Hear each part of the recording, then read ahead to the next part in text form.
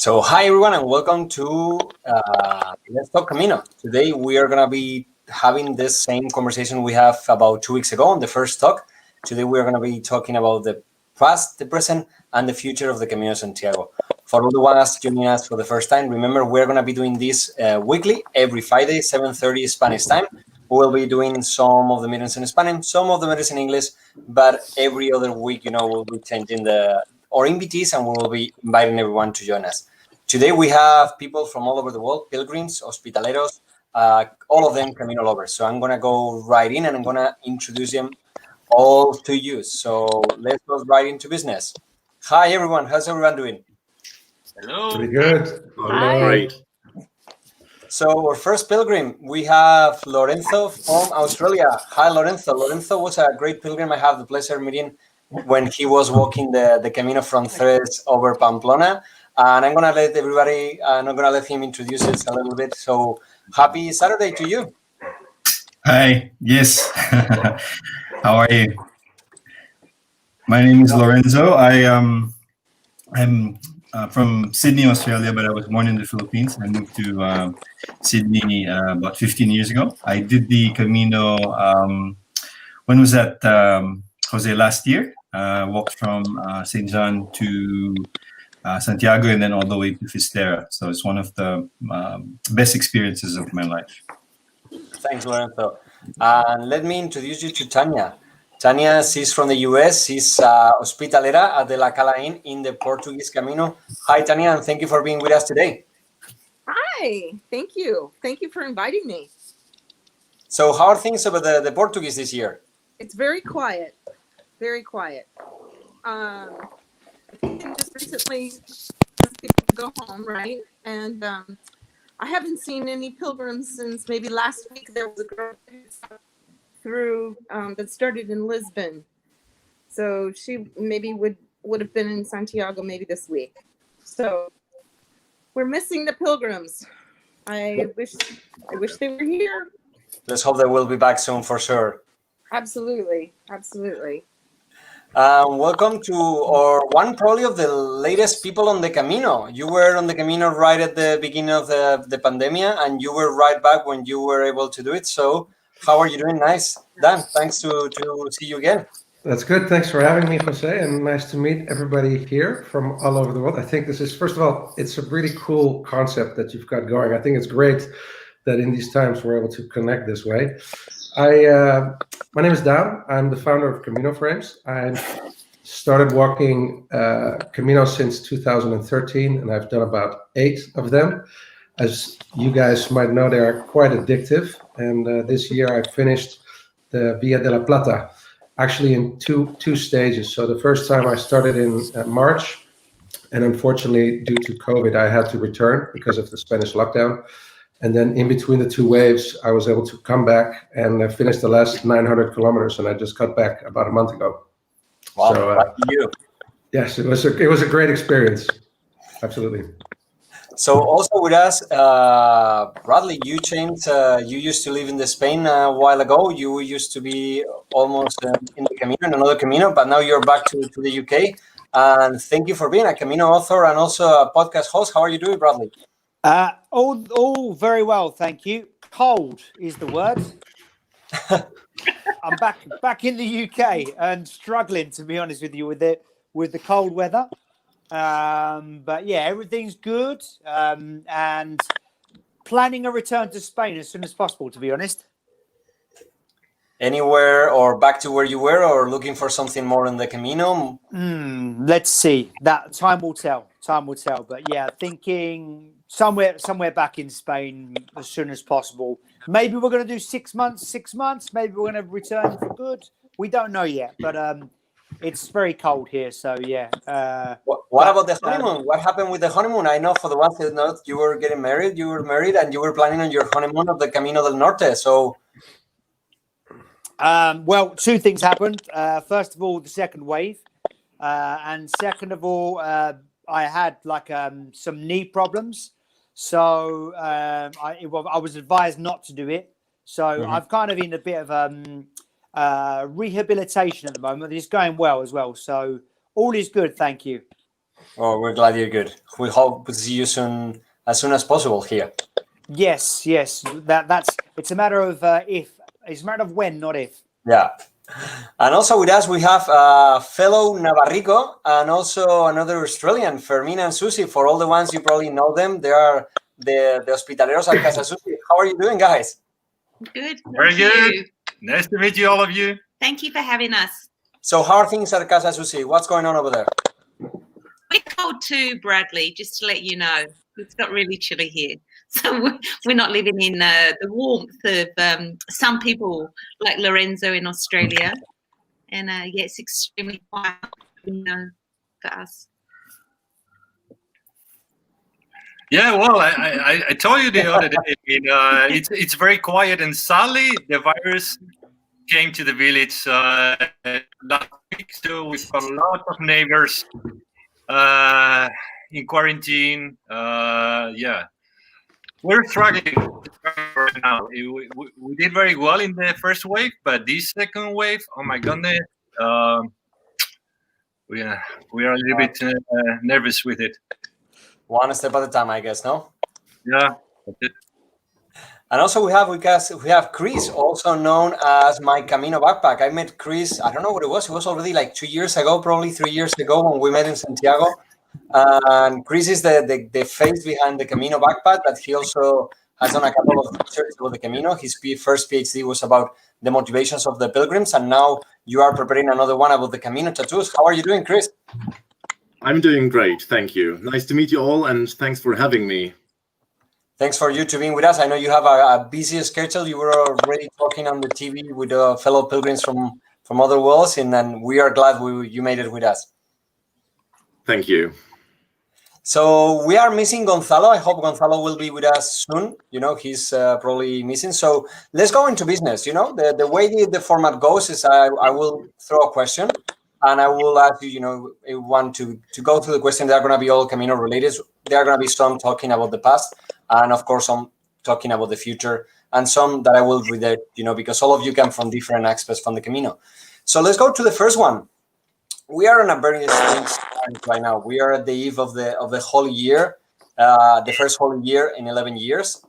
Right now, the pandemic came. We weren't expecting it. It was something that it was only going to be affecting China at the beginning. Then it went to Italy. Then it went to Spain. Now it's all over the world.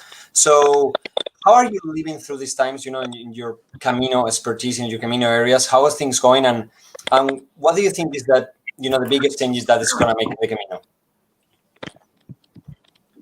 I don't know if you, Fermina and Susie, that you are right there living it right now in the craziest moment. You can go ahead and tell us how is this affecting your everyday? Yeah, it certainly has affected our everyday. I suppose for me, more than for Fermin, is that I don't communicate so well in Spanish. And I've really missed the pilgrims being here. They're my everyday life.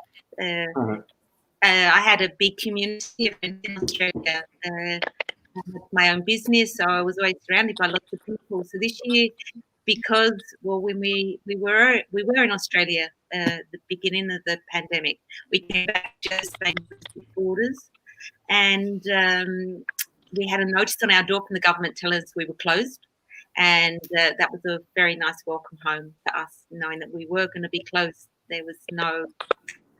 We were going to be open in the foreseeable future. And the village lives and breathes the Camino. Not only us and the other Albert here in a really small supermarket and bar, but it's the old people that live in our village. It brings them life.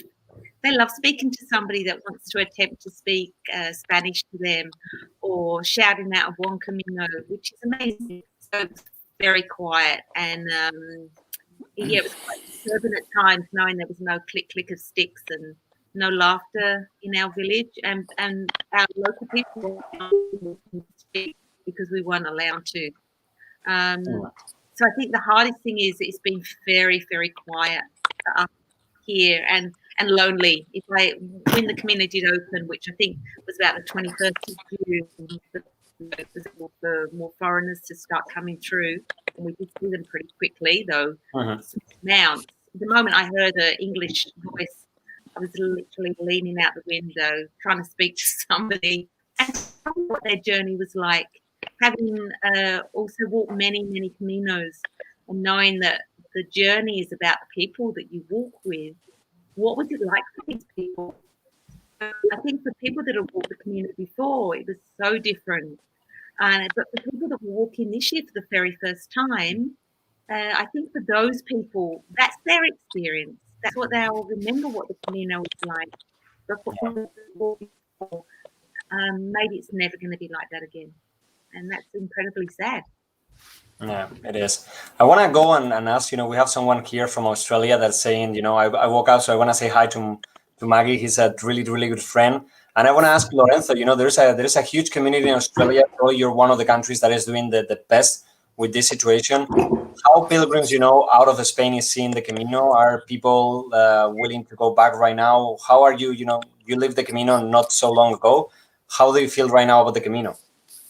Well, yeah, obviously, I was originally planning to do the Camino again, either the Portuguese or the Del Norte with my family, but obviously with the current situation that's postponed. But over here, there are a lot of groups like in the Blue Mountains and also in Tasmania that I've seen who actually organize local Camino walks. So like what Susie said, it's not just the place, it's also the people. And it's trying to just go through that experience, even though, we can't go to Spain at the moment. So there's actually some local groups who are organizing these walks, which is quite good. I haven't participated in them yet, but I've even seen one guy who posted here in Australia a route of, I can't remember how many it is, but it's actually called Camino in Sydney. So he's actually done quite a number of routes that people could do in Sydney doing the Camino, while obviously the pandemic is going on and travel is quite restricted. So it's quite interesting how people try to make the most of the situation and still try to do that experience, even though the travel is quite restricted. Mm-hmm. And also, Lorenzo was talking about the Camino Portuguese. You are right there, Tania. Is it, the Portugal was a little better at the beginning than Spain? How are things right now over there? I think that they're kind of in the same spot that we are right now. I don't hear a lot from Portugal because there's no pilgrims walking. I do know of a couple that's running an inn or an albergue just on the other border, but I haven't talked to them lately. So I think there's parts that are more open, but I think they're doing the same thing that Spain is doing, that each town or region has their own set of regulations and restrictions. But as far as I know, the border's still open. So I haven't heard anything otherwise. Okay. And Dan, you just came from doing the Via de la Plata, as we were saying. You were the first one that right there in the moment you decided to go home, and then you decided to come back. How was that change? How did you feel after doing all your many Caminos? How was walking the Camino in these times and also having to, to stop during those times? Well, that's a very good question, Jose. I mean, most people, when they walk a Camino, they want to take the time to reflect maybe on something on their lives or the past, the present, or the future. But in this case, for me, it was about wanting to finish a Camino that has been on my list for a long time. I knew it was a COVID year. I knew in March that Italy had gone into a pretty harsh shutdown, and I was monitoring the numbers pretty well on a daily basis and following the news. So I was prepared to have to go back and have to stop. Which happened. I mean, me and two other pilgrims that we met, we decided to fly back the day before the lockdown. And then, just like everybody else has dealt with, we've been dealing with the Corona thing and the whole situation. And then when the time came again, I figured now is a safe time to go back. So I was lucky enough to be able to go out and meet a couple other people who were, I guess, maybe a little bit crazy like me, to go out and walk the Via de la Plata.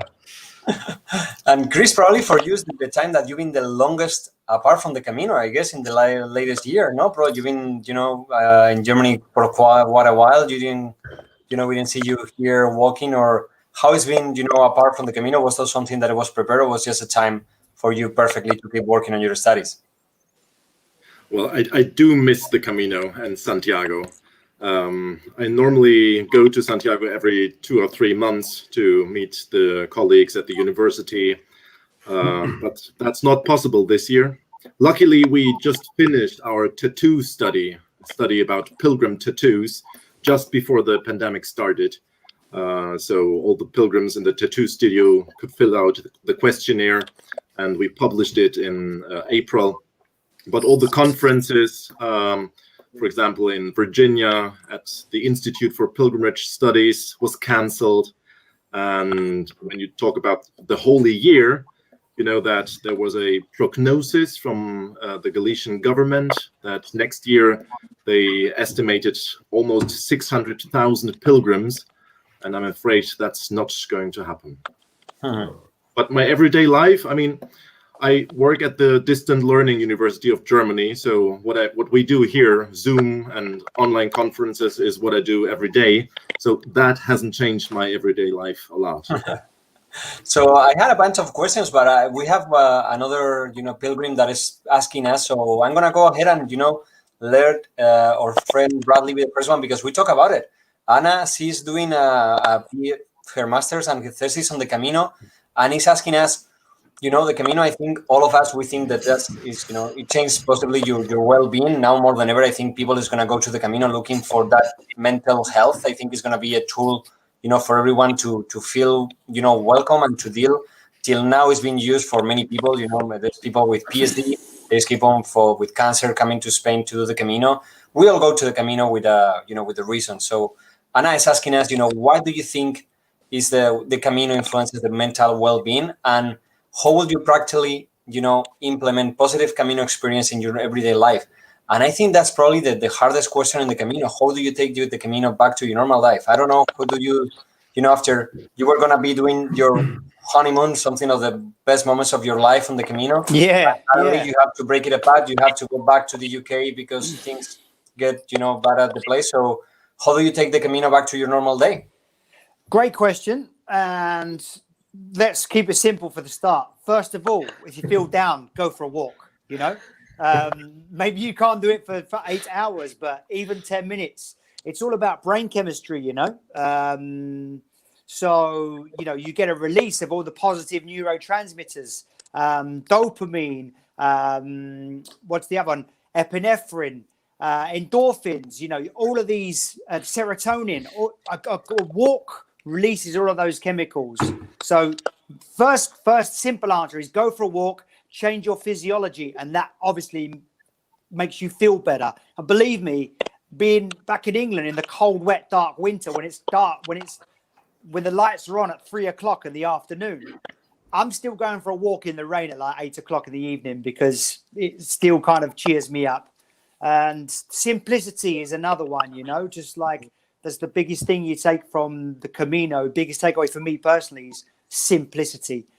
You don't need a lot to have it all. And food, water, friends, shelter, meaning, purpose. You have meaning on purpose on the Camino. The meaning on purpose is to get to Santiago, to get to the next place, to eat, to sleep, to drink, to make friends, to chat, to socialize, to connect with what's around you. So taking that philosophy into your everyday life. Those are two simple things I could say to that. What about you, Chris? You have done the research on the motivations of the pilgrims. How do you take your Camino experiences into your normal day now that you're, in Germany working all day on Zoom? How do you manage your everyday Camino connection? Me or the pilgrims? You and the pilgrims, whatever. Both are right. Well, I do have the shell in front of my house. And I do have many photos, and of course, like the friend in Great Britain with the Compostela. And well, from the research, it's like there are like small changes in the life after the Camino and big changes. For some people, it's just a memory for a nice holiday. And some people change their life. They leave their partner. They start a new job. So it's a range of things that happen after the Camino. And you, Dan, you just came from your Camino. You work on your professional life as a coach. How do you take your Camino back to your everyday? I'm like, you had to stop your Camino, go back to your home, keep your backpack in your kitchen. Yeah. How do you manage to keep that, that flair of the Camino alive while you were waiting to things to get better? Well, I'm glad you know I keep my backpack in the kitchen so that every day when I wake up and I go and get my coffee, I can see my pack there, and it just reminds me of what I've done and everything that pack and all the kilometers, the heat, the rain, the altitude climbing, the good, the bad, the ugly. It just reminds me of it, and I think about it every day, and it's something that I incorporate. Just like our friend in England said, I go for a walk. I try and do this every day, at least 2-3 times. It makes you feel good. It's very simple. So I try and keep, a lot of people on the Camino, they speak of kind of like Camino magic or when things happen. I try and incorporate that in my normal life or in my day-to-day, whether it be in business or in private. So be open, accept change, adapt, and see what you can do to make a situation the best as possible. That's, I guess, what I would do with it. But very good question.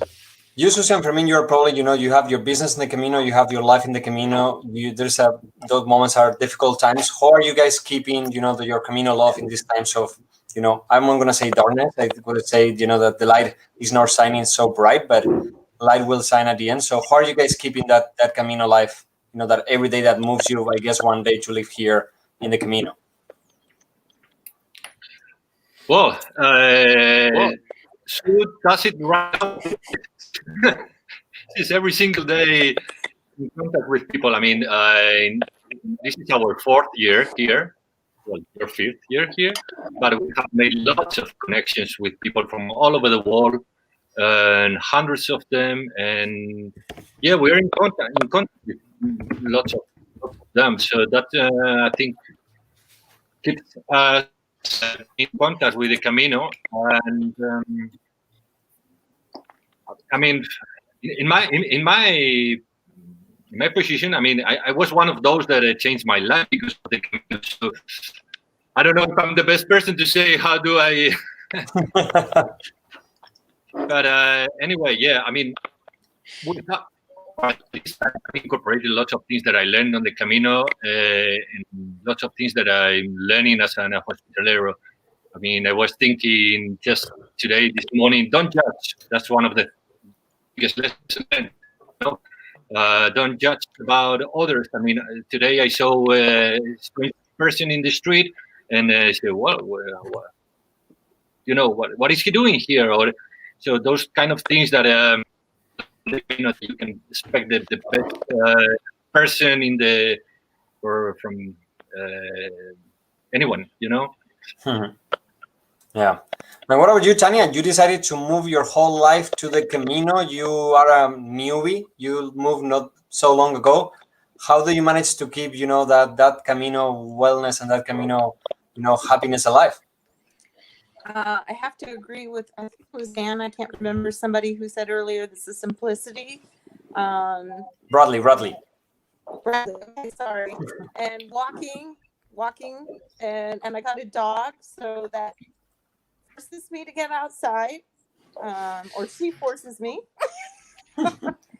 It's a challenge, but I'm happy to be here, and I feel really lucky and blessed, and connections too. I agree with Furman and the connections with people.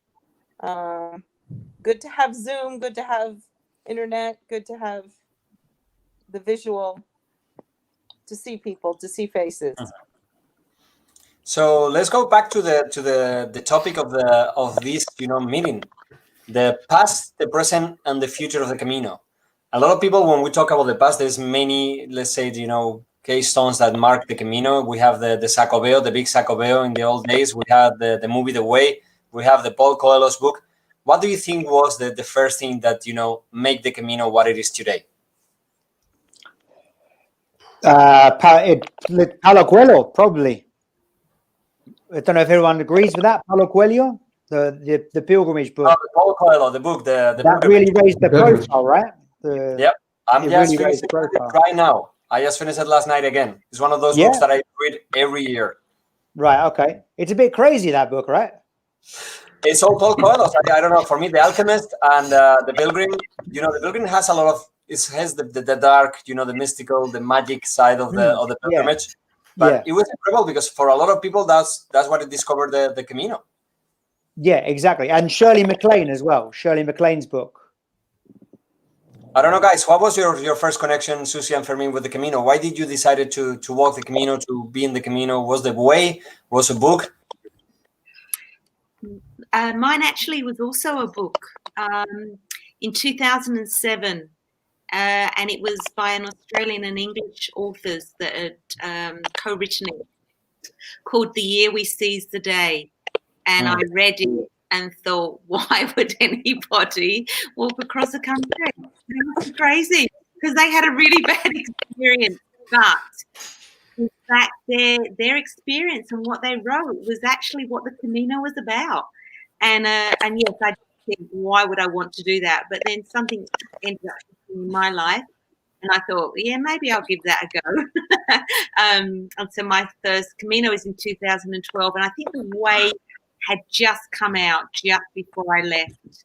And it was amazing how many people on that journey were saying, I watched The Way, have you seen The Way?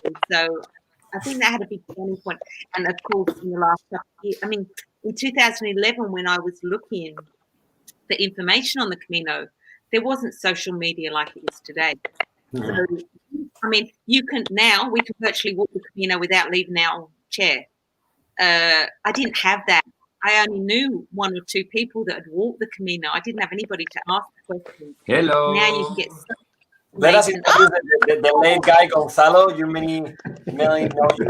He's the guy to go for everything you need in Santiago de Compostela. He's I call it an entrepreneur. He's like me. He's all over the place. So he's the owner of the Conga Siete, the best bar in Santiago. So you guys, when you finish your Camino, that's the guy to go for a good gin and tonic to celebrate your Camino. How are you doing, Gonzalo? I was a taxi driver for 10 years. Now I've been in the bar business for 1.5 years now. But you've been a pilgrim all your life. Pretty much, yeah. Well, I live on the Camino. Wow. So let's jump into the question, Gonzalo. We're discussing, what do you think was the start of the Camino? They were talking about some books, the movie The Way. What do you think was the main, Obviously, the movie The Way. The Way. After the movie The Way, it all changed. It made it international. In fact, when it started to grow up, I asked one day some Asian people, how do you know about this? And they told me they saw the movie on the plane. They were playing the movie The Way on the planes. So while they traveled, they saw the movie, they knew about it, and then they start coming here.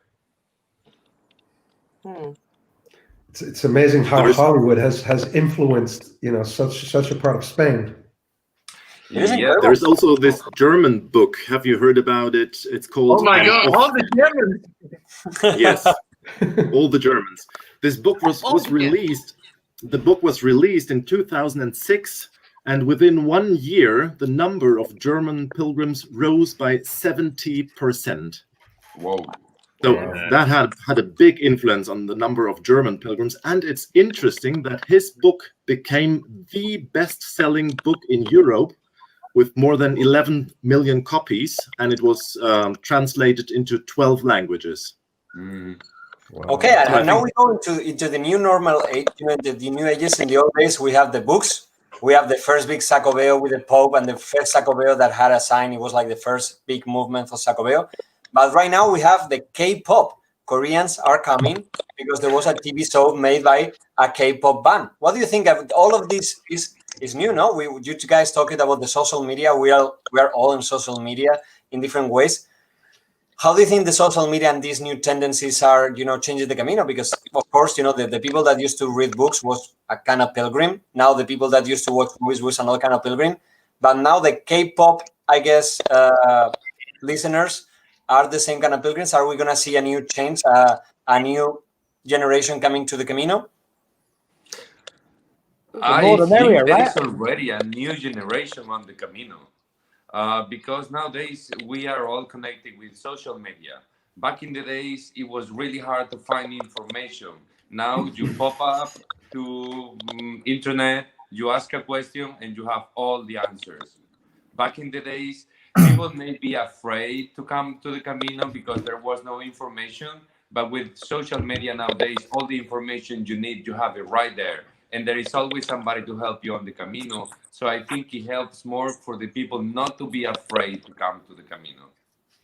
Yeah, I absolutely agree. I think social media makes it look more accessible because everybody, I like to post a lot of photos when I'm walking, a lot of videos, and I have a group of friends and people who follow, my travels and the things that I do. And when they see that just me, that Dan is out there walking, going and seeing the adventures, they can relate to it. The connection is much closer. And then they think, wow, I can actually do that too. And they start writing you like, what's this? What are you walking? Why are you walking across Spain? Like, what's going on? Like, who are all these people? Like, why do you sleep in dorms?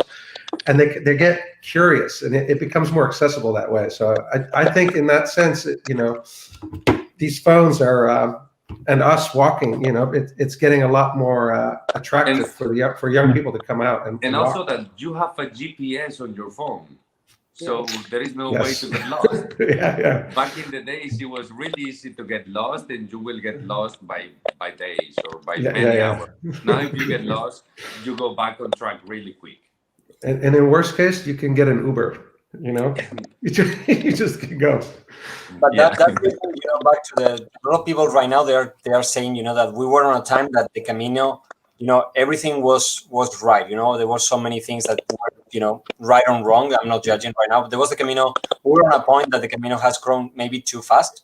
A lot of these things, maybe the explosion is too fast for the people to take it. Some people were saying that the real core and the value of the Camino were getting lost, but now suddenly everything is stopped. Everything has changed from one day to another. Something that we have given from granted is not granted anymore.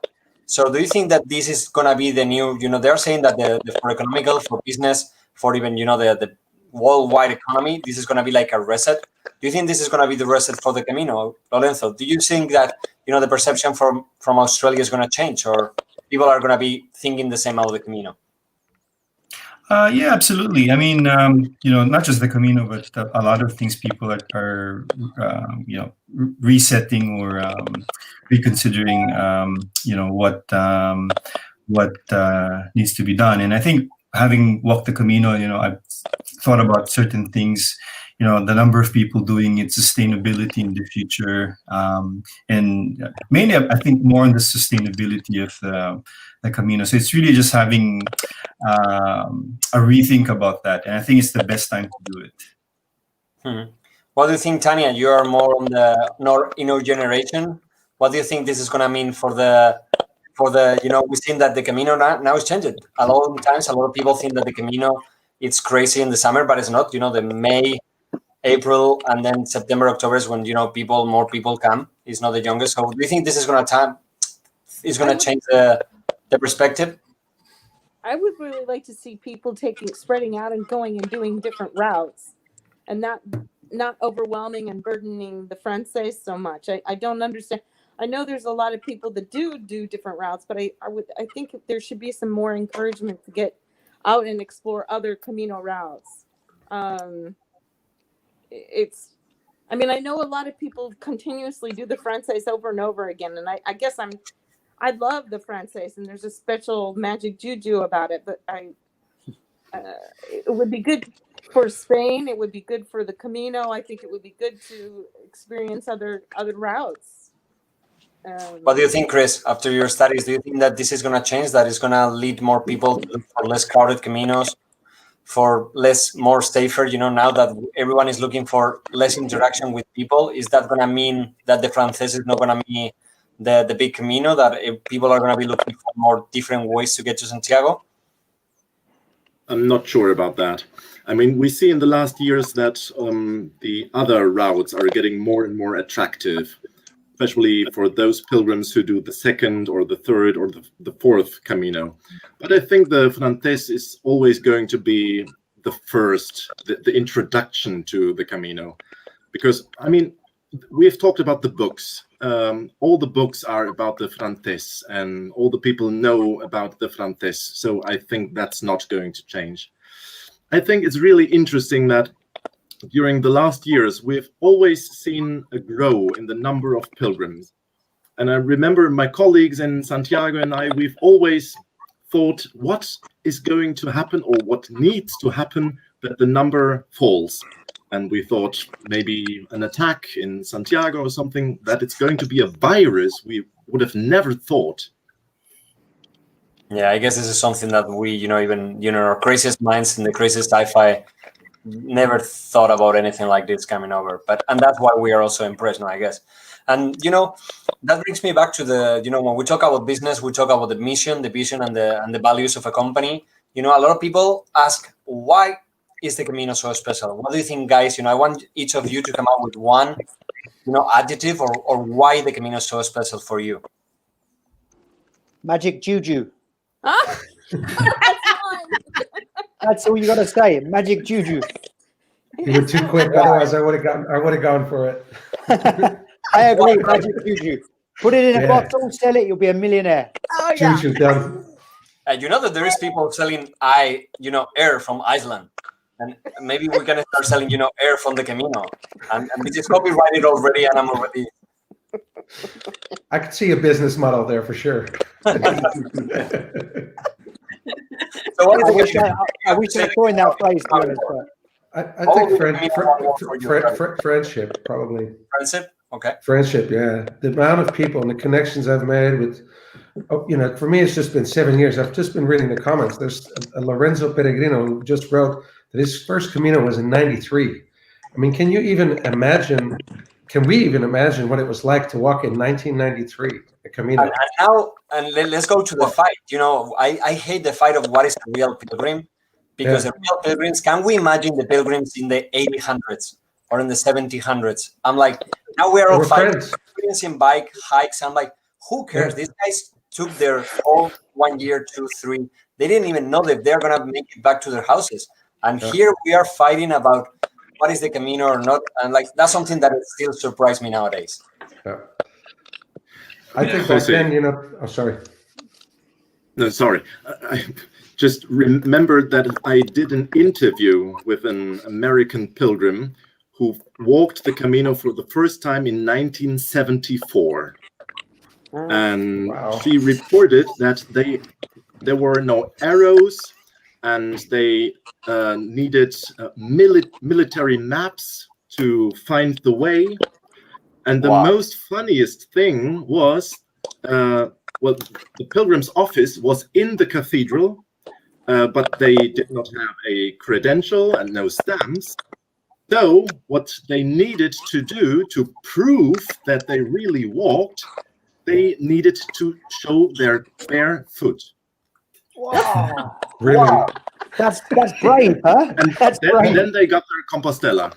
That was really funny. It wasn't about the case that you walk now. Right now, there's so big movement with the big sign of 100 Camino. Lorenzo was saying that only one hostel in each town.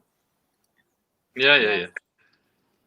So I want to say that for me, that one of the things that makes it special is the connection. And for those pilgrims that they made the Camino, 50 years ago, maybe the connection was with themselves, I mean, the connection with the nature, you had to survive for that experience. Right now, the connection can be with other people as well, which is something that we have a lot of pilgrims here, big families saying, well, we haven't been anywhere else in the world with people from all over the world, but talking with them. Because you can go to an airport, you can see people from all over the world, but you don't talk with anyone. But here you can connect with people, and you've got the space and the time to do it with your foot. I think that's very important. Here we have a friend from Dan, Joy. He's saying that still walk the Camino with Dan during the times of the COVID, no? And one of the things that we can hear, right now is that people is afraid. Some people are been saying that the pilgrims are the ones spreading the COVID, I guess, everybody's been following the rule. There's been a lot of tales about the pilgrims in the Camino. But how do you see, we've seen that the Camino has been, the motivation. There's been said that the Camino was the one that founded Europe. And also it's been the one that helped a lot of the villages in the Camino survive, creating businesses. How do you think this is going to change to the future? I know, Gonzalo, you being an entrepreneur and being a Galician yourself and being now suffering all of this, how do you see the future of the Camino? Okay, I think right now a lot of businesses are closing. Not only albergues, bars, restaurants, shops, all kinds of business are shutting down right now. And the future is very uncertain. We don't know what is going to happen yet. I'm sure we're going to have a summer that is going to be okay. We're going to have pilgrims from Spain for sure. And maybe we will have pilgrims from other countries. Summer is going to be okay. But the hope is that 1 year, 2 years from now, who knows when, whenever we know how to live with this virus, everything is going to come back again. And I think it's going to be stronger, and we're going to be better people on the Camino. I think we are all learning a lot this time, and I think the Camino is going to be even more special from now on. Mm-hmm. A lot of people are saying that the Camino has helped them during this time of the pandemic, because of the values that you learn in the Camino. I don't know if, Lorenzo, for you, after you walked the Camino so long ago, is the Camino something that, in these days when we were on the lockdown, you think about the Camino being, probably the farthest from the Camino? How is the situation? Well, yeah, speaking of values, other than the connection, I think the Camino has taught me, because, there were days where sometimes I'd walk on my own, so there's lots of time to think. And, one of the things you realize from the Camino is what's important for you, what are your core values. For me, it was my family, my faith, and, that we don't need that much to survive. So you take that now, just trying to, spend as much time with your family. We do go for, a lot of walks. We're quite blessed in Sydney having a lot of these walks. So it's really just trying to apply those learnings or those things you realize on the Camino in day-to-day life. So for me, it was really just spending more time with my family.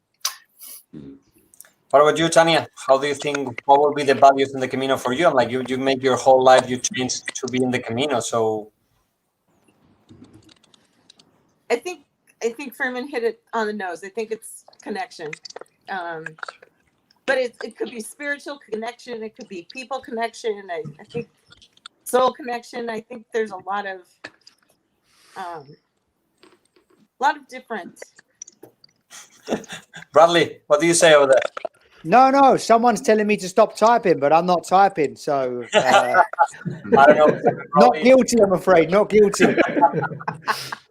Sorry, buddy, I didn't mean to point any fingers, but I was here. There's an audio jab going on. Yeah, there's some audio there that is clicking a little bit. Yeah. One of the things that I love about you, Bradley, is that you take the Camino, all the time we think about the Camino, we take it maybe too many times too serious. I think the Camino has a big, huge fun side of it. All of us, if we go back to the Camino, of course it's deep, but we have fun. I think, and nowadays it makes us laugh. It's one of those memories that you go through the bad to get to the top of the biggest moments. And I guess that's one of the things that we have to remember. The Camino is a great experience. It's about, happiness is not about, but you have to go through the bad moments to get to those. And that's why I think, the friends, as we talk, the friends allows you to go through the top when you go to Roncesvalles, then you go to the Mesetadas, where you start overthinking everything, and then the great end in Santiago. No, let's keep moving and say, right now we've been having a lot of discussions lately. The church is one of the main ones. We talked the other day about how the gaitero, the bagpiper in Santiago, was being removed from the area. We've been talking lately about the Compostela. I like how you, Chris, pointed out that in the old days there was no credencial. The Camino wasn't about getting stamps. Right now, the Junta just launched the new credencial on the phone. A lot of people are, all crazy. I'm like, this is outrageous. What do you guys think about this new, improvement or changes in the Camino? Is the new Compostela on the phone something to make everything safer? Is this a change into monetizing the Camino? Is this 100K to get to the Compostela worth, or are you one of the few ones that don't care about the Compostela, and when you finish your Camino you just go home or you just go to grab a beer? Gonzalo, what for you? Just finish the Camino, nothing at all. Okay, for me the Camino is not about the Compostela. In fact, I got my first Compostela this year, and it was not for me, it was for somebody else. I walk from Sarria to Muxia for a friend. So for me, the Camino is not about the paper that says that you have walked the Camino, because it is here in our memories. Every step, every lunch, every meal, every place you sleep, every picture you have taken. That's what is for me the Camino. The people, the values of, we only really need food and shelter. And on the Camino is the only things you really care about, food and shelter. And then everything else is just to enjoy. That's why the Camino is so special. That's, at least for me, it's not about getting a recognition. Okay, we have someone over there, Tanya. Now your turn. I think you have to explain yourself. Yeah, my dog is wanting attention. I'm sorry. Yeah. Did you see the paw It's time for a walk. He's the one typing. He's the Camino. He's also part of the Camino. We are seeing more dogs every day in the Camino. Yeah. I've actually had a lady ask me, why don't I just take him with me on the Camino? Which I really would love to, but I've seen so many dogs' paws that are so raw that I think I couldn't do that to her. So I like the idea. I think it's a good option for people to let them do electronic, but please don't give up. I don't want to give up my credential, because that's probably the most special part. I mean, a materialistic part. That's my favorite. It's all the sales and the stamps. So I know people will probably be up in arms about that. I think that would be really controversial. I understand the healthiness and the safeness, but let the people who want to do that, but don't give up. The credential is going to be, if they change that, I think that's going to be huge. Just my opinion. Just one thing. When I went to get my Compostela, I asked about that. And because it was the Holy Year coming ahead and they were expecting more pilgrims than ever, they also will give you the option of doing electronic, but the credential will still be alive. Okay. That's what they told me at the Pilgrim office when I went to get my last Compostela, which it was a couple of months ago or a month ago. I mean, so the credential will continue, but then they will give you the chance to do it on your phone through an app. Okay. Here, Michael is pointing out, how when he did the walking, it was all about the credential. But I think, for me, and I agree with him, one of the beautiful things of getting the Compostela was that time that you have to wait in line with everybody that have walked with you. And right now, that doesn't exist anymore. Now you have to get your number. So I don't know what you guys think. What do you guys think about the new way of getting your Compostela? Was the waiting in line also part of the process, or do you prefer the way of just getting your number and now that you have to go there at 10:30 or whatever? Lorenzo, what will be for you? The old ways or the new ways? I prefer the old way, I guess. It's still good to be able to walk that. To fall in line in, which I did experience in my last Camino. So yeah, personally, I prefer waiting in line. It's the experience. Chris, do you know when was the time that the credential was added and the last 100K were added? You studied the pilgrimages? I think that was in 1993 when the last 100 kilometers were introduced. Well, as I said before, in the 1970s, you had to show your bare feet to get the Compostela. And I think it's important for the pilgrims to get the Compostela. So I believe many of the pilgrims today will adapt to the digital credential, but what's important is to get this certificate in the end. So one of the big questions that come out, now we are seeing that there is even the other day there was a huge, movement on Facebook about this new Compostela that you can buy online. It wasn't, it was like a certificate, and that was, raising other people's, I'm like, what it is? It has become. It's about the money. It's about making the payment. It's about getting, a lot of people complain and that you have to pay the Compostela. Dan, what do you think? You are the one that created the frames to put the Compostelas there. Will it lose the value if we start seeing it, as a price instead of what it is? Well, honestly, that's a really good question. But I'm just like anything on the Camino. Whatever comes your way, you have to flip it to the positive. So I think a development like this is only good it's going to be good either way. So either for the people who embrace it and who don't really value it and just don't want to carry the piece of paper and just want to do a quick check in, check out, and get a digital stamp. And on the other side, it's going to create more value for the people who really embrace the credentials and the Compostelas and who want to go and wait in line and treasure it and do this. So I'm open arms for any development like this. And what about you guys, Fermin, Susie? All your albergue is all about the people. You are like me. The Camino is the people, and you embrace that with all your dinners and the way you run your albergue. Do you think it's gonna the whole, in your case, the whole tradition of bringing, giving the paper, stamping it, that connection that you make with that person? If we make that digital, it will be the same. It won't. Do you think? I mean, it doesn't matter where we say. If you follow the rule, it's incredible. I mean, we're not allowed to touch the pilgrims. We're not allowed to hug them. We're not allowed to touch their documents.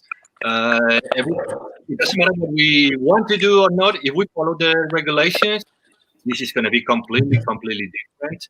I know that it's impossible to follow all the regulations, but yeah, I mean, I cannot understand the Camino without hugs and kisses and tears.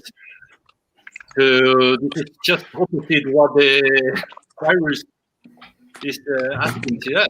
So, when people come with their pilgrim passport, they're honoured to have a stamp on it. We're honoured to see it. I mean, so many people go, "Oh, look at this stamp! Isn't it incredible?" I mean, I have all of my pilgrim passports. I've got every Compostela that I've walked for. Yeah, for us, it's really important. But it does go back to the new normal for the people that are walking in the future. That's what they'll know. It's for people like us who have been doing it for a really long time, that experience what it was before. That's a great way to see it. What do you think, Bradley? Will this, right now people are saying, maybe we should, expand the 100K to get the Compostela, make it 200 to get that boom, or is the 100K something meaningful?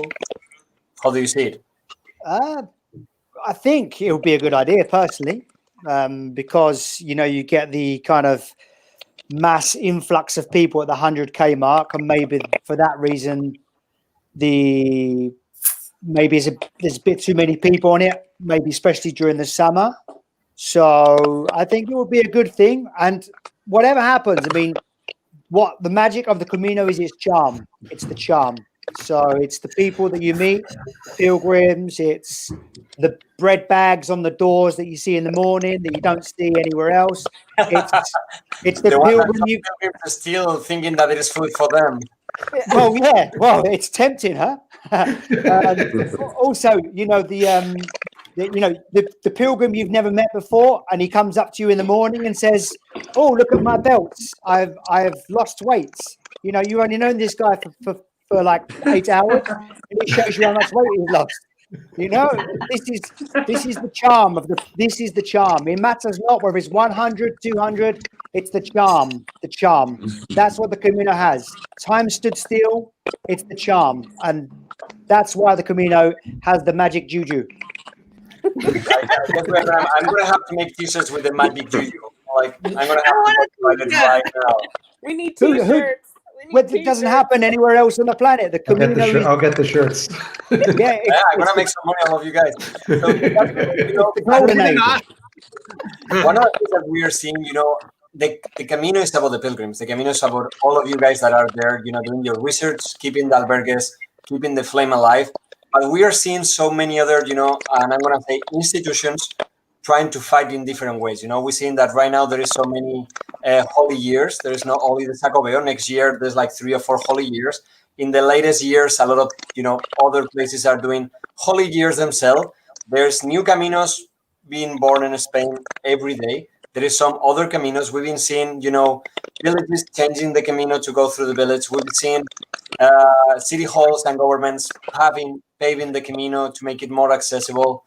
What do you think about this? Is this for the better? Is this to change things? Things are normal and we have to embrace them, or?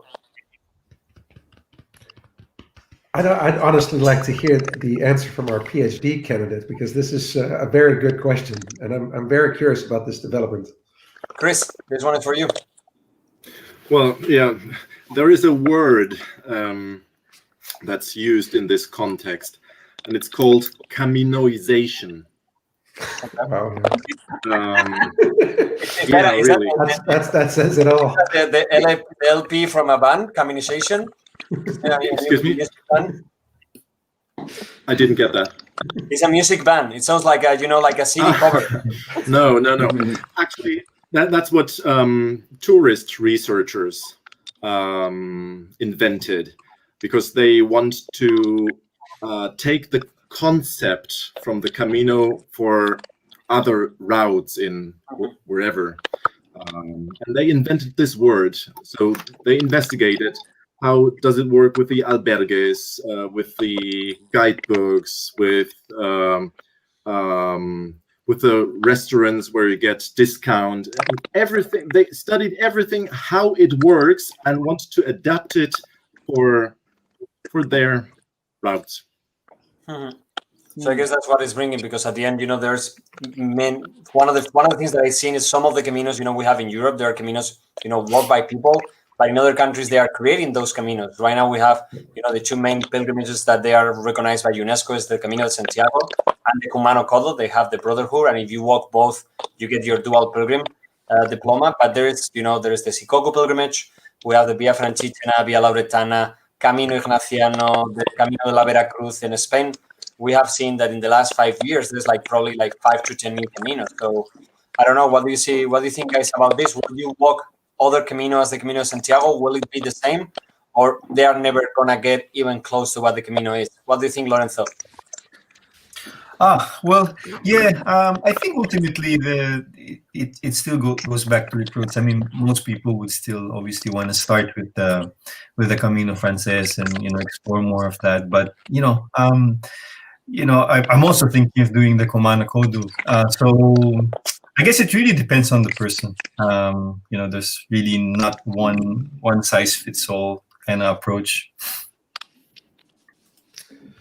Can I add something to the previous answer? I think that this Caminoization. I mean, obviously, I think the interpretation can go both ways. It could seem like as if it's something good, or it can be seen as if it's something bad. The way I interpret it is actually something in a positive way. I believe that besides the obvious economical, opportunities it brings of implementing a Camino in, say, another place, outside of Spain, and just possibly somewhere, for example, in the Netherlands, I think it's more of actually trying to spread that Camino. Let's go back to the Juju again, and bringing the Juju elsewhere, because it's actually making the Camino bigger, and it's actually bringing it, to other places. I'm sure there's profit to be made here and there, but I don't see that as personally as something as a bad thing, or something that is that negative. I think if people are able to go out and experience Camino wherever it may be, even whether it not be, in Sydney. I think I heard someone say earlier that there's actually Camino Paths in Sydney now. Mm-hmm. I think that's amazing. I mean, if I find myself in Sydney and I see a yellow arrow, I mean, I know my heart is going to skip, and I'm just going to go follow that arrow and see where it leads me. It's just, that's kind of ingrained into the Camino, into a pilgrim's heart, I guess. That's one of my good question. A lot of people right now, they judge people that they are trying to have a business in the Camino. And for some of the guys that we are here, we are trying to run a business in the Camino, but not for the profit of the Camino, but out of the love for the Camino. And my thing is always, if we can bring people to the Camino and put that little seed and, do it in any way. As I said, if it's through a travel agency, if it's through a book, if it's through a podcast, if it's through an albergue, if this through whatever, isn't that what the Camino was made for? Aren't we all, once we are pilgrims, the ones that have to spread that seed? And if we help people to have that first experience, that encounter with the Camino, they will come back. A lot of people say that right now there's too many people in the Camino. I'm like, okay, maybe as Sania said, maybe it's the time to, instead of thinking that there's too many people, it's time to think how we can put all that people in all of the Caminos that we have. Okay, wow. I'm good. I agree. Yeah, you're very good. Agree. I'm the biggest fan of the Camino. It changed my life. And for every person that I speak to that I feel that will come and do the Camino or even think about it, I think it's incredible. It's not a secret. I mean, it should be out there. People should come and see what we've seen and what we've experienced. It changed our life. The more the merrier, I think. I agree. I absolutely agree as well. I mean, the one problem is that we're going to constantly be walking. Like I have like a list of all these other places I want to go and do outside of Camino, but like it's just going to be too much now. And that's a great question, now, because one of the questions that I want to ask all of you is like, what is your favorite Camino or your favorite spot on the Camino? All of you have walked many Caminos, and we all have that little place that sits, in our heart. I don't know, for you, Bradley, what is that place that made you, change your life and say, I want to have a podcast, I want to write a book, I want to do my life around the Camino? I think arriving in Santiago for the first time was just, an achievement. Maybe achievement's not just a memory, just such a special memory. Just the sense of, I guess there is a sense of achievement, but just feeling that I'd found home in Spain as well was a big thing, and pushing the limits of what I thought I could achieve so much further than they were originally before. That's what the Camino did for me personally, and I just know how much it helped me develop as a person, and that's why I'll always encourage and help others to do it. Mm-hmm. What about you, Gonzalo? What is your favorite Camino, your favorite part of the Camino? My favorite place on the Camino, after Santiago, because I live in Santiago, I would say is Muxia. And it's not strictly of the Camino, because Muxia is not originally part of the Camino, but for me it's a very special place. Yeah, I have to agree with you. Yeah, I have to agree as well. For me, Muxia was the first place that, when I finished my Camino, I agree, getting to Santiago was incredible. But when I walked into Muxia and there were like two bagpipers playing when the sun was setting, that was when it hit me. And it's like, okay, this is something. And I will remember that forever. What are you, Fermin and Susie? Well, I broke in tears when I arrived to Santiago. I can tell that, yes, basically, the achievement made me completely break down. But I remember another particular moment that I was on my own in the meseta, in the middle of nowhere. I saw a tree. I started crying, and I stood up with my luggage, my backpack bag, and I started clapping. I don't know why. That moment was. Can I say it now? Yeah, it's fucking amazing. It is what it is. I don't know which tree it is. I don't know which, but that was the moment. And that is going to be with me all of my life, that moment. So what I mean is that it depends on everyone. It depends on the moment. For me personally, I've walked over 10 Caminos. And, often people say, well, after our dinner, what is your favorite Camino? And I think your first Camino is the one. They've all been incredible, but the first one is the one where you discover everything. And I think that's what's so incredible. And actually, like all of you, walking into Santiago is amazing. But when I walked into Murcia, I knew I'd finished my Camino. Didn't even need to get to Finisterre, which I did do, but my Camino finished there. And so, yeah, that also holds a place to me as well. Mm-hmm. What about you, Lorenzo? What was the place that you think you loved the most in your Camino? There's quite a few, but first one was seeing the sea from the first time walking to Fisterra, because obviously I walked for 30 days and it's all inland. So that first, similar to Susie, it was kind of, okay, I think I've finished my Camino when I first saw the sea on my way to Fisterra. And the second one is actually on my trek to Cerbero. Cerbero, is that? Mainly because it was a very hard day. And I think I walked 12 hours that day. So it was really one of the most physically challenging of my entire Camino. So I've always remembered that. What for you, Dan? Well, I think for me, one of my, I guess, most memorable moments would probably be, and I've done around 8 Caminos, would be the first day of my first Camino, going from Saint-Jean up to Roncesvalles. It was April of 2013. It was -10. There was a snowstorm. They had choppered out 5 Koreans from the Camino and they shut it down. We had to go up the road. I had no idea what I was doing, and I was walking in jeans. And so when I got to Roncesvalles and I went to the bar and I thought, and I was like, what am I doing here? Like, what is this? And so after all these Camino, I've had a lot of hard days, but the shittiest day was definitely the first day. So it's kind of like the negative is like the positive, because now I like the story now, but it was horrible on the first day. But that's the wisdom, you get your wisdom through the bad times, and something that everyone should know: don't walk the Camino with jeans in the winter, neither in the summer. And if from Roncesvalles is closed, don't try to go either way.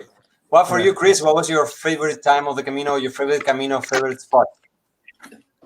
Close to you, Jose, in Eunate. Eunate. That's mine. Yes. Oh wow! We have a connection here. That place is a lot of, and it's amazing because a lot of people don't take the detour to walk to Eunate, and it's one of the things that I say you have to make it. It's mandatory. Yeah, it's magical. So that was on my very first Camino in 2008, and I met an hospitalero who introduced me to the magic of the Camino there. In the evening, he lit candles in that little chapel, and he sang the Ave Maria. And the next morning, he told us his story of how he got there. So he was from France. He walked to Santiago, walked all the way back, and found this place in Eunate and just stayed there. And he did so by saying, you must follow your heart in your life. And that impressed me a lot. So that's my favorite place besides Santiago. And Tanya, for you also Eunate. Why Eunate? Very magical. And here we go again with the magic juju. I met a Spanish man there that told me the story about the legend behind the church. Mm-hmm. And I had no idea. I always go out of my way to walk all the areas that are off the main track, and had no idea that there was even an albergue there at the time. I walked in 2006, and he said, "Why don't you stay here?" I said, "Yeah, because it was very special." I walked into the church. There were 3 doves flying around inside the church. I things that you can't even put into words. Yeah. For the ones that don't know, the Eunate is a little church that is from Pamplona. When you go down from the Perdón, you have to take a little detour. It's about 3K, more or less, no? But the medical is magical because it's the name means the Church of the Thousand Gates, and it's a totally different place. It's an hexagon. It's totally different. You've been seeing, and it's strange because not many people, as I said, take the extra K to walk to it. I don't know why. Maybe they don't know about it, but they do now. There's a huge line. Hey, now and if not, you have to remember, call me, I will take you there. So it's funny, because we've been walking, and as we keep talking, there's the questions that I pre-made for this was made, and now I want to talk about the juju. The Camino was something made about the religion. It has become something. Do you think it still has that let's talk it religion, let's talk it faith, let's talk in Pachamama, whatever it is? Is it still more? A lot of people try to say that the Camino is a sport, is tourism. I think you can start as whatever, but once you keep going, it becomes something more. For the people that walk the Camino, the real pilgrims, doesn't matter how you start. What do you think it is? If it's a sport, if it's tourism, at the end, if you finish in Santiago, it is much more than that. I don't know if you guys agree or. Can I just say one thing on that? I'll be quick, I promise. It's very interesting you say that, because I interviewed a pilgrim from Manchester. Very man's man, liked to party, just went because he wanted to go on a holiday. Anyway, by the end of it, he said he was following animals. Which said he was following the birds. Seriously. He's like, I never thought I would follow birds, but I'm now following birds. I won't tell my friends, but I'm following birds. And that is the magic of the Camino. There's the magic juju. That's some strong juju.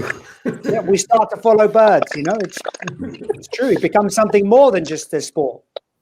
Mm-hmm. What do you think, Gonzalo? Do you think that it's true that some people do it as a sport, or is?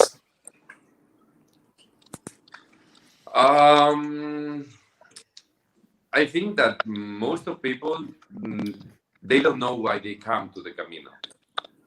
They don't know why they walk. They find it on the way, or they may find it at the end. But you come to the Camino and you think that you come for a reason, but then at the end, the reason is another thing. You find it on the way. And some people may do it to sport, but that's only a few. Yeah.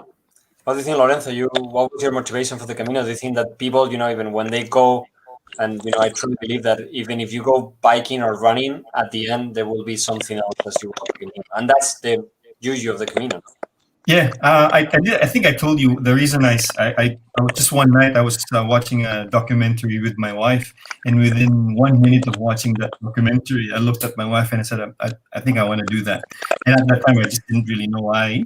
And it's something, I agree, it's something you just kind of, you just have that calling. You just feel you have to do it. And that's what happened to me. And it's during the Camino. For me, it was really more realizing what's important to me. That's kind of my big takeaway from the Camino. So it's, sometimes you just get that calling that you have to do it. You don't know why you have to do it. Dan, for you have walked many Caminos, and we talked about this the other day with your interview podcast. Yeah. And we say many times that you don't decide to walk the Camino calls you, and then you just say yes or no.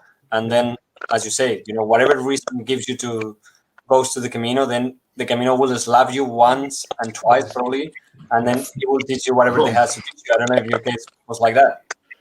Yeah, absolutely. I mean, after the first time that I walked it, despite that horrible first day, it was, I'd traveled the world. I'd been all over the place, but, having tasted that juju, I knew I wanted more. And when I did the second and the third, I started to realize it wasn't about, for me at least, it wasn't about what I was going to be doing. It was, for me, time to stop, turn everything off, and process everything that I had done. And then to kind of come back, to what our friend said earlier, is that the Camino then came to me, and then I knew what I was going to be doing next, because I'd given myself time to rest, to contemplate, and to just give everything a place, and then live in the moment, just be outside, meet people, have great food, have great wine. And then at one, you could be standing in a shitty little shower, and all of a sudden you realize, okay, this is the next business plan that I want to do, or this is the next project, or this is what's up. And so it's good to just give yourself a month, a year to reset. I mean, we live in very busy times. We have a lot of influences, and we're constantly busy, in our minds. So it's good to pause and just relax and realize that everything is okay and everything is fine. But you need to take the time to, take a good breather. And Necessary. your doctorate, your PhD was on the motivations of the pilgrims. Can you do a little, and for the ones that want to listen to it, we have the interview in the podcast and they can read your whole research. But can you do a little summary of 1 minute of what are the main, motivation of the pilgrims? What are the, the numbers, and how do you see it? I'll try. So, very short. We did interviews with pilgrims who started alone, who walked for the first time, and who walked more than 300 kilometers. And we did so-called narrative interviews. So it was not question answer, it was just one question. And the question was, can you please tell me your life story? So we got material of 45 minutes up to 3 hours when they told their life story. And what we found out is that something happened in the biography that leads to the decision to go on the Camino. There are five main types of pilgrims. People go on pilgrimage to balance their lives, to process a crisis, to take a time off, to make a transition between two phases of life, or to initiate a new start. That's 1 minute. That is a perfect pitch. So Well we're done. almost getting to the time, and we wanted to make it to 1 hour and a half so people can go on with the lives, because we will be back with all of you guys. So I want to finish, this Let's Talk Camino with a wish for next year. What is your positive thinking? Your positive thought to keep on walking. And that's why we are here, to keep on walking for next year. So I'm going to start with Tanya, that you are over there saying no or yes. No, I'm just saying no to my dog. I'm sorry. I think that this is good. I think it's a sad time, but I also think it's a good time for the Camino. I think that we all need to recharge and we all need to reset, and the Camino needs to reset. So I want to take this in a positive light, like Dan said. That you turn everything, and I've had really bad days on the Camino too, and they're usually the first day, but you turn it into a good thing. So I would like to think that there's a reason for this, and we'll go forward, and it will probably just get better, like Gonzalo said. It's just going to get better. Yeah. Okay, Gonzalo, your turn.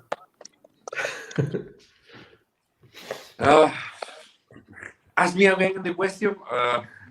Okay. What is your positive thinking for next year? That everybody is the Camino in Conga, drinking a gin and tonic, for example. I think that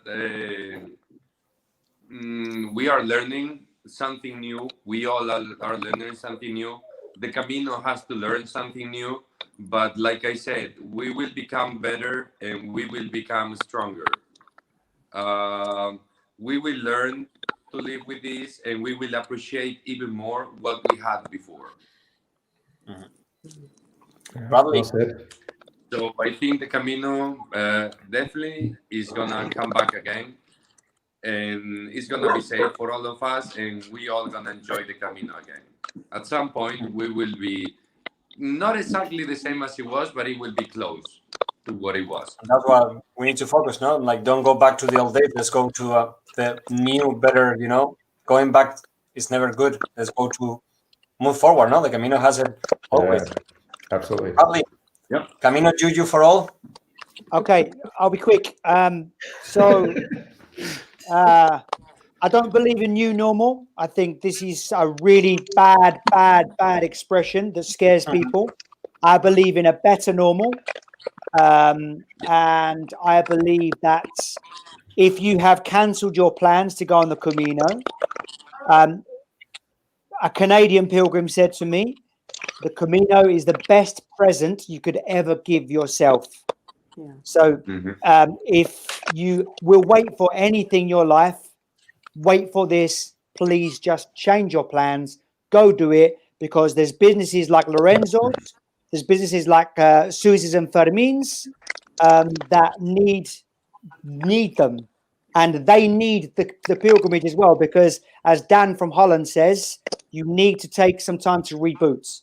And if you can't take 1 month per year, take 1 month in your lifetime. The other day I interviewed a family that has given up everything in their lives, and they are traveling worldwide, and they gave me another of those, quotes, like you were saying, skip Disney, go Camino. And as you say, give yourself the biggest present that you can do, and give this Christmas, this is like a movie, give yourself a better Christmas if Camino, no? I don't know. You find more characters on the Camino than you will in Disney, for sure. Absolutely. For sure. And it will be cheaper. True. Lorenzo, you were saying that you were thinking of taking your family to the Camino, no? What is your wish for the Camino for the coming years?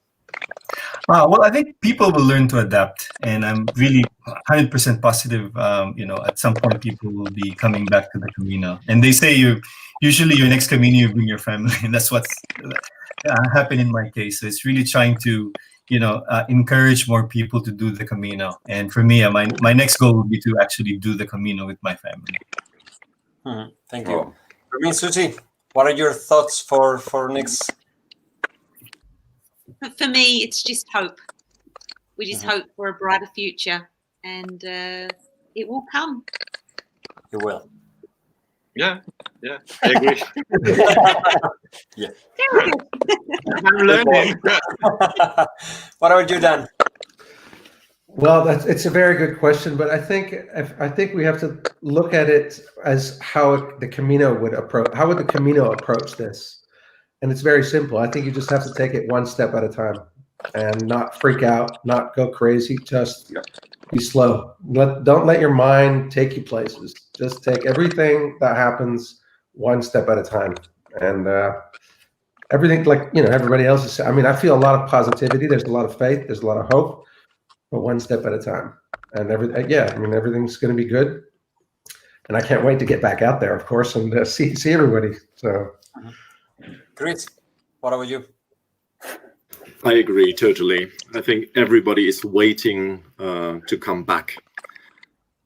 I expect that next year, the holy year, we will not see a peak in the statistics like in the other holy years before. Don't think that's going to happen, but we will be back. We will be back for sure. Yeah, I think the most beautiful thing that we have in the Camino, we have to embrace, and I think we're on the time is the Ultrella et Susella, no? We are walking, and right now the only thing that we have to look forward is on front to the top. Whatever comes, little by little. When you start in the meseta, when you're walking, there's nothing. It's just walk, and that as you walk, you're building, you're making something better, and the Camino is gonna be like that. There's a lot of inflections, a lot of days, bad days, and we are just going through one of those. But thanks to all these days is what we get the love that we get for the Camino.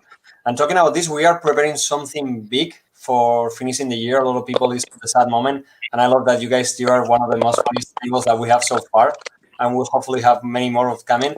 But we are planning on the 30th of December is the day of the translation of Santiago. We are planning on doing something bigger. So we want to invite every pilgrim worldwide to join us. We will be launching a worldwide event to celebrate the upcoming year. Not for the Sacobeo, not for whatever, not just for the love of the Camino. So we hope to have you, all of you here. And let's hope that, the Camino bring us many joy. And the next time that we met is at Gonzalo's bar with a good gin and tonic or beer. And we can, have fun and just laugh about what happened. Let me know, you all. Whenever you come, let me know. Let me know. There's a free shot. So thank you, everyone. I want to, thank all of you. Thank you, Tanya. And we want everybody to visit your Facebook group. You have a Facebook page about your hostel, La Cala Inn. And we want everyone to go there, follow you. And because right now you do a lot, just following, liking the content that people are posting, giving the love, send love to all of your hospitaleros that that they're in the Camino having a bad time. That, of course, helps every day. Thank you, Chris, for all your research, for keeping us, showing us every day all those backpacks that go to Santiago. And I'm really can't wait to see the study about the tattoos, because that's one of the things that, I cannot get a hold of which one I'm going to make it. I'm always trying to get a Camino tattoo. I don't know if you guys have one, but I never get to find which one I want to get in. And Dan, thank you. We invite everyone to follow you and your Camino frames, because the Compostela deserves to be framed. We can see them on the back over there, and they are perfect for that. Lorenzo, thank you for waking up so early on a Saturday. I'm sorry. We make the Australians all go on early rise. Right now there is no time to be at the bar. If we will be in Spain, we'll probably still be drinking, but I guess it's not good time to anyone to keep with your. Thank you, Susie and Fermin. We encourage everyone. You're doing a fundraising to keep the albergue to be able to fix, the stuff that needs to be fixed over there. So hope that everyone goes to your Facebook page and your Instagram, and they can click on the link there. And there will be a concert coming up that will be joining all of you. So for sure, will be great. Bradley, thank you for keeping us, the fun and the Camino Juju. And I invite everyone to go and follow your podcast. It's an amazing. It wasn't me typing, okay? It wasn't me. Everyone, it wasn't me. Look, my hands are here. I don't know. It wasn't me. I do not have 4 arms, okay? It's not me. It's not me. It's not me. Everyone's saying the British guy's typing. I'm not typing.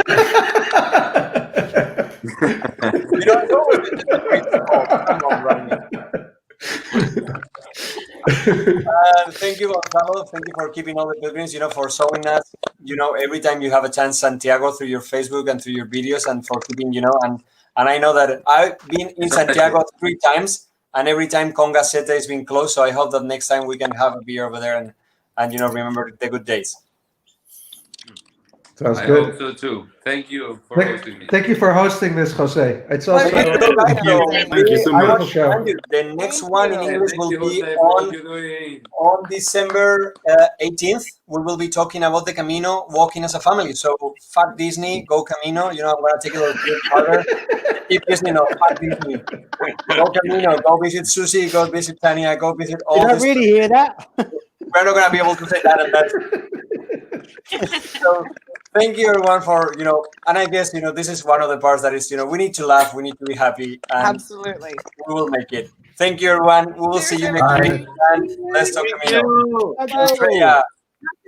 Buen camino. Everyone. Big love.